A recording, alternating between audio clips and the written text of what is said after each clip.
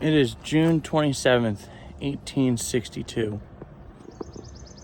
McClellan has already done the 7 days battles. And it says here on the plaque here, on June 27th for Gaines Mill, McClellan decided to move to a new base on the James River, but his rear guard at Gaines Mill barely escaped destruction when Lee's Confederates launched an all-out attack, triggering the second and largest battle of the 7 days. Now, we've had the Battle of Beaver Dam Creek. We've had everything leading up to this moment. Let me take it back. McClellan took over the Army of the Potomac earlier that year of 1862, and he was seen as the young Napoleon. I have with me the Peninsula campaign by Joseph P. Cullen for my reference. Gaines Mill escapes me a little bit, so I'm going to be using some references to the book and as well as these plaques along for Gaines Mill. So bear with me. So on this first plaque here, it says Lee's first victory at a huge cost. Yesterday evening was one of the hardest fought battles ever known. I never had a clear conception of the horrors of war until last night. In going around the battlefield with a candle searching for friends, I could hear all the sides, the dreadful groans of the wounded and their heart-piercing cries for water. May I never see any more such in life. I assure you that I'm heartily sick of soldiering. A.N. Erskine, 4th Texas Infantry. By nightfall, the Union resistance on Turkey Hill had ended, except for the wounded. Most of the Federal forces recrossed the Chickahominy overnight and joined the remainder Army of the Potomac. In just 2 days of brutal fighting, Lee audaciously divided his army, drove one Union corps across the Chickahominy, and successfully ended McClellan's thrust to Richmond. The cost, however, was staggering. Both sides combined lost 15,000 casualties, the greatest loss in any battle of the entire Peninsula campaign, and second only to Shiloh at that stage of the war. Before the area could recover, the armies returned in the spring of 1864. The savage Battle of Cold Harbor swept across some of these same farms, leaving miles of fortifications and 18,000 more casualties and untold misery in its path.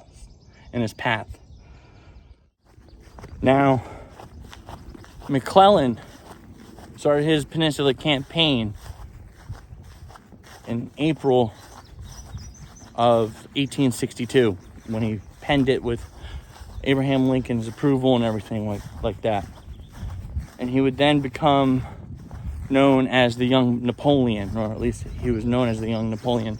McClellan has experience with the Mexican-American War, and he went over to Europe to watch the Crimean War unfold and whatnot. So he gained his experience with that and other battles, and he would talk with his wife throughout the campaign.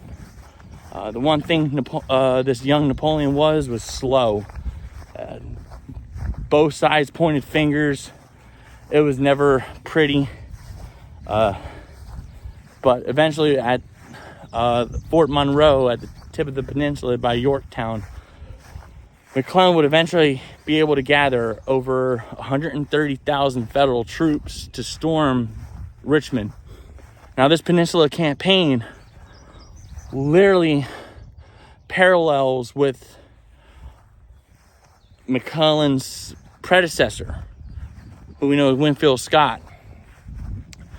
Winfield Scott, back at the Mexican-American War, who McClellan served under, did the same exact kind of thing when he went to Veracruz and stormed Mexico City, or had a Mexico City campaign. I read it in a book called A Gallant Little Army. You should go back and read it. And I have grown fond of this Peninsula campaign because McClellan tried to re-embody that, but he failed, unlike his predecessor with Scott. So Gaines Mill is one of those battles where it was just too much for McClellan, and he started retreating back and ended the Peninsula campaign not much later after Gaines Mill. So again, as I said, we're going to dive into it more. But I just want to give you that brief history. So I'm using Battle Maps of the Civil War, Eastern Theater by the American Battlefield Trust as my overview resource for this battle. So following the Battle of Seven Pines, or Fair Oaks, from May 31st to June 1st, 1862, and the wounding of Joseph Johnson, command of the principal Confederate army in the east fell to General Robert E. Lee. Robert E. Lee finally took over the Army of the Potomac, Army of Northern Virginia. Largely unknown outside inner army circles, Lee was viewed by those who did not know him as a disappointment thus far in the Civil War, because he had a retreat earlier in the war, and when he took over, he made everybody dig earthworks, and he got a reputation for it. That perception would change with his rise to the Army command, and yes, it did. With their backs against their own capital, Lee's newly dubbed Army of Northern Virginia looked to wrestle a strategic initiative from George McClellan and drive the Yankees from Richmond area. As Lee's men dug trenches around Richmond, and the soldiers and civilians grumbled out Granny Lee being the King of Spades, which is where he got his nickname, Lee bolstered his army and planned a massive offensive. With 92,000 men, Lee initiated the 7 days battles from June 25th to July 1st. The Chickahominy River split the Union Army in two, and Lee sought to engage and destroy the Federals in detail. Sending the bulk of his army across the river, he struck the Union 5 Corps on the right, while the remainder of his army held the rest of the Federals in place south of the river. The first Confederate blow landed at Beaver Dam Creek on June 26th. Although victorious, the Federals retreated south and eastward toward the Chickahominy River. On June 27th, Major General John Porter's 5th Corps established a new defensive line along Boatswain's Creek, just north of the Chickahominy. Porter's orders from Major General George B. McClellan were to hold off Robert E. Lee army long enough for McClellan to begin moving the Army of the Potomac south towards the James River. Porter, with around 34,000 men, was outnumbered by Lee's nearly 60,000 men, and his back was to the Chickahominy. The clear high ground south of Boatswain's Creek around the Watt family farm provided Porter, where we're at, by the way, with excellent ground to place his artillery, and his infantry used the banks of the creek to its advantage, setting up a 3-line defense in depth. Anxious to renew his assaults from the day before, Lee sent the bulk of his force forward late on the 27th with the intention of destroying Porter's force. The Federals beat back successive waves of disjointed attacks, inflicting some of the heaviest casualties the war had yet seen. By dusk, however, Lee's Confederates were more organized. With daylight fading, the southern divisions of James Longstreet, Richard Ewell, A.P. Hill, and others assaulted Porter's entire defensive line in the largest coordinated attack in the eastern theater of the Civil War. The assault sent the Northerners fleeing during the Chickahominy. During the night, the Federals limped across the river and burned the bridges behind them. Gaines' Mill was the third in the 7 days battles and initiated a series of rearguard actions as McClellan moved his army to the safety of the James River, handing over the strategic initiative to Robert E. Lee. So, we get that from the American Battlefield Trust. Final stand. Civil War artillery was a splendid defensive weapon, particularly when the battlefield landscape offered the gunners open fields of fire. At Gaines' Mill, the woods plagued the Union artillery. Several gaps in the trees, however, offered a direct line of sight toward the massing Confederate infantry 300 yards away. Along most of the line, the Union gunners fired through or over the open woods. During the battle's climatic moments, these Union gunners of the 5th Massachusetts Battery momentarily stopped their fire as retreating Union infantry poured out of the woods in front of you. When the advancing Confederates appeared, the gunners blasted the Confederate infantry. The Southerners returned fire, leaving an astonishing carnage of dead horses and wounded infantrymen. The battery limbered up and moved to higher and safer ground behind you. They rushed through the woods over the brook, now filled with dead bodies, closing their ranks as fast as our fire mowed them down. The woods were full of smoke, and the bullets buzzed round our heads like a swarm of angry bumblebees. My horse had a bullet in its flank, and one sergeant's horse lay dead on the ground. Lieutenant Charles A. Phillips, 5th Massachusetts Battery. Now, I said I have with me here the Peninsula Campaign 1862 by Joseph P. Cullen. McClellan and Lee Struggle for Richmond. This was a really good book for an overview of what happened during McClellan's Peninsula Campaign. On page 111, it says, when all the Confederate divisions came up, Lee would have Longstreet on his extreme right, with his right on the Chickahominy facing east, opposite Morrell's left. A.P. Hill would be in the center across the Watt House Road, facing generally south, opposite Morrell's right and Sykes' left, but attacking slightly southeastward. Jackson, who came from the Shenandoah Valley under Lee's orders, at Old Cold Harbor, would be facing south also in front of Sykes, with D.H. Hill on his left facing slightly southwestward. Lee still believed that McClellan would try to protect his base and retreat towards White House, and by the inactivity of the Federal troops in front of Huger and Magruder on the other side of the river, he was convinced that McClellan had reinforced his right wing and that the greater part of the Federal army was now in his front. Naturally, he assumed that McClellan would be commanding on the field. On these erroneous assumptions, he made his plans. A.P. Hill would attack the center while Longstreet made a feint on the Federal left. Then when Jackson appeared on the Federal right, Lee believed McClellan would shift part of his troops to meet Jackson's threat in order to keep him from getting between McClellan and his base at White House. As soon as McClellan did this, Longstreet would turn the feint into a full assault, and together with Hill, drive the enemy forces into Jackson and D.H. Hill waiting on Lee's left. It did not work that way, however, mainly because the whole plan was based on a false premise. Lee assumed he knew what McClellan was going to do, but for once the young Napoleon surprised him with the basic premise wrong, and the whole idea was wrong, resulting in a series of uncoordinated attacks that proved to be terribly costly in maneuver and manpower. It was a calculated risk, of course, and Lee apparently believed his situation to be critical enough to warrant it. Modern snake rail fencing and shallow depressions carved out long ago by wagons and livestock marked the location of one of the two thoroughfares that passed through the plantation. This road led from Watt Farm to the new bridge crossing of the Chickahominy River and ultimately to Richmond, a trip that required a full day's travel. In Richmond, an eager market waited the farm's vegetables and grains. Having the advantage of a rail fence, I ordered my boys to make with their knapsacks a barricade, which they did in a very short time. Colonel Charles W. Roberts, 2nd Maine Infantry. Hill gave the order to advance sometime after 2:30 p.m., but because of poor staff work, even this divisional attack was not coordinated properly. Gregg, Branch, and Anderson became engaged in that order. Branch, becoming hard-pressed, Hill sent Pender to his support and then ordered Field to support Anderson. This left Archer on the extreme right unsupported as he advanced alone across the open battlefield, or across the open wheat field.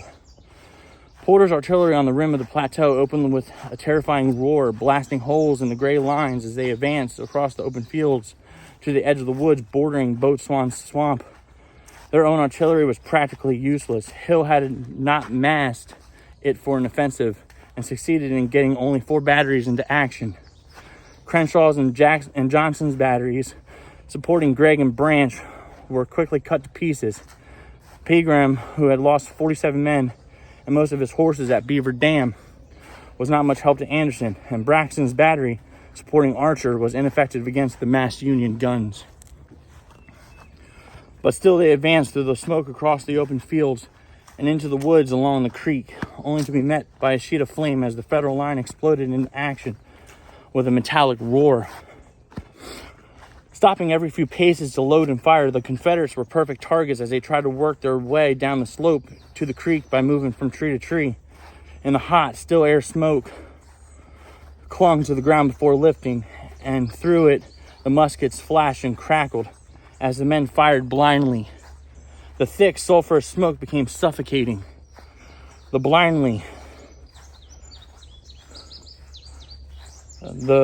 line wavered and stopped as men fell writhing.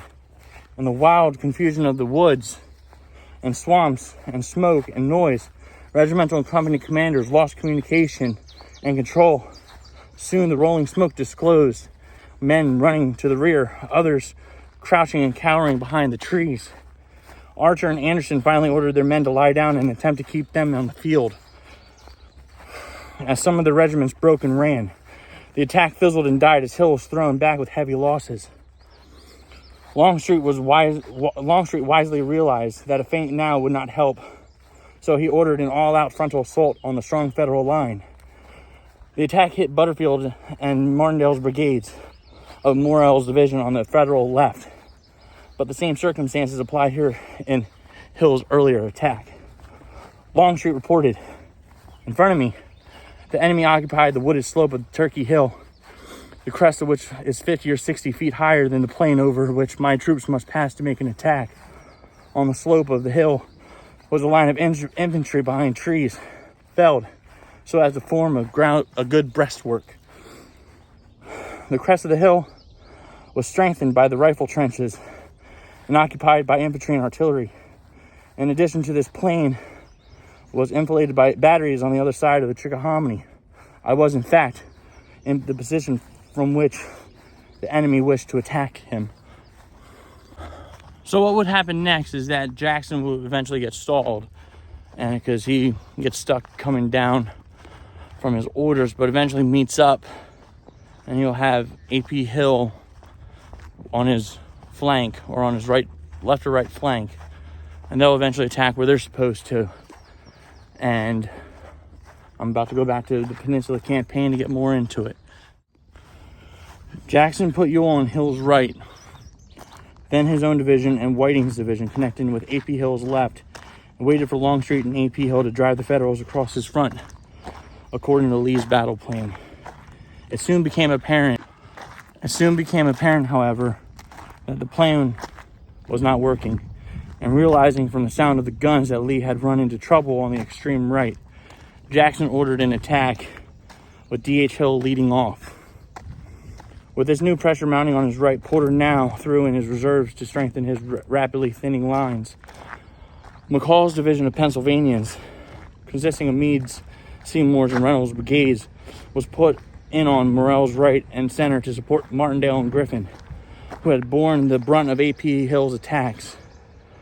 When the reinforcements Porter had been requesting all day, Slocum's division of Franklin's Corps finally arrived at 4 p.m.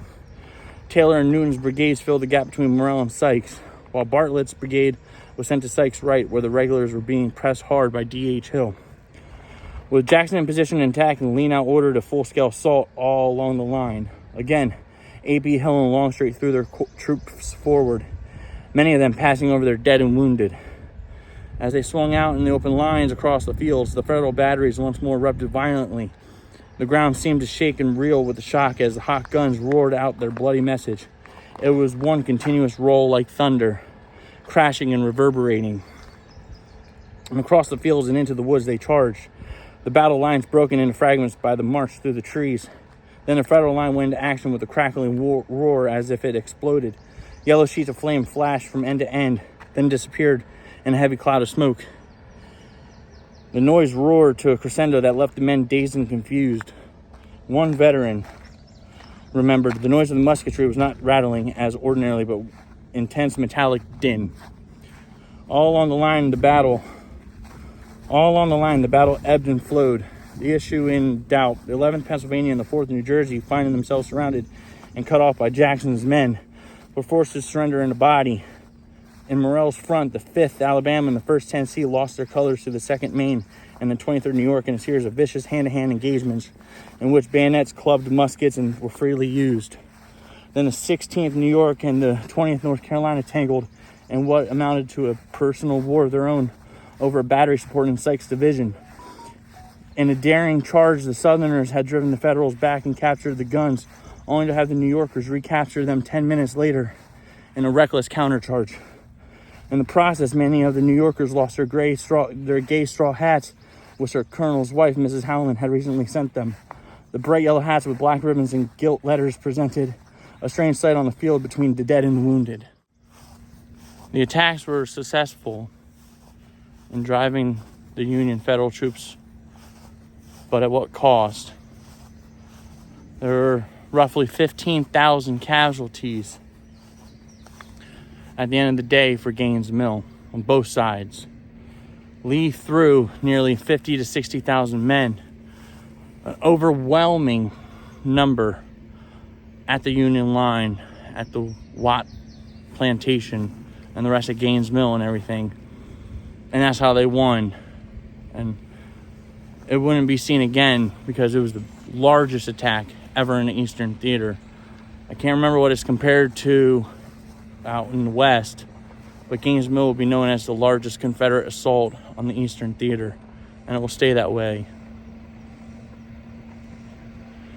So, on June 28th, McClellan wrote to Washington of his dissatisfaction, but again begged for more troops because apparently they were used up all in the Battle of Gaines' Mill in the 7 days. But